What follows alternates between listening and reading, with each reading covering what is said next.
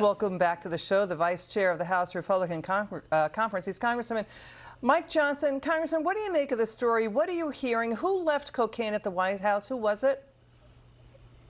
Liz, what's ridiculous is the White House's misdirection. They've had a masterclass in misdirection over this whole saga. First, they said there was no cocaine. Then they had to concede, well, there was cocaine, but it was in a tourist area. Then we found out it was supposedly in a secure area, but it definitely didn't belong to Hunter Biden or anybody in the family. Does anybody believe anything they're saying anymore? It raises serious concerns. This is supposed to be the most secure building in the world. And either we have a serious security lapse or Hunter Biden or someone is getting a pass. Either one of those eventually. How come they can't find out who left it? That's a great question. I mean, there are criminal investigators from around the country commenting on how easily this should be determined, and it's a real problem. I mean, remember that this president ran on the whole platform of bringing order to the White House, right? And consider in just the last month, we've had trans activists exposing themselves on the White House lawn, and now we have a Schedule II narcotic found outside the situation. The more the White House runs away from the story, the more they change the narratives, the more it looks like they know who left it. And they don't want a story out there that Hunter Biden left cocaine at the White House. We got to get to this.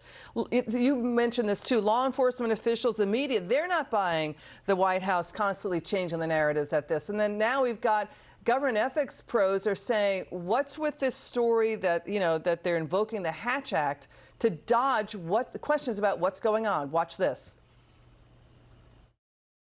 I don't have a response to that because we have to be careful about the Hatch Act. What I will say is that I have noticed there does seem to be some increasing frustration coming from that corner in general. And I think it is probably rooted in the contrast between their substantive policy records.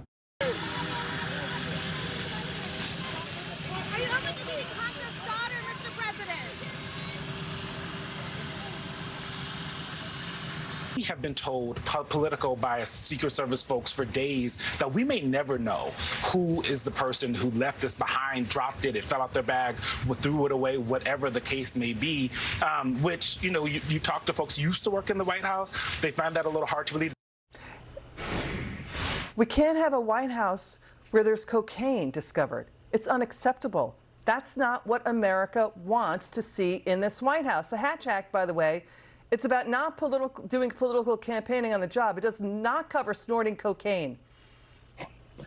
Right. They just evoke the Hatch Act now to hide behind it anytime there's a tough question. This has nothing to do with the campaign. This is about law and order. And I can tell you, Liz, Congress is going to have to investigate this. We have to get the answers. The American people deserve that. And this administration has shown it's wholly incapable of policing itself. The FBI supposedly investigating its own abuses, the State Department investigating its own withdrawal from Afghanistan, and now we're going to trust the White House. We've got troops. We've got troops around the world.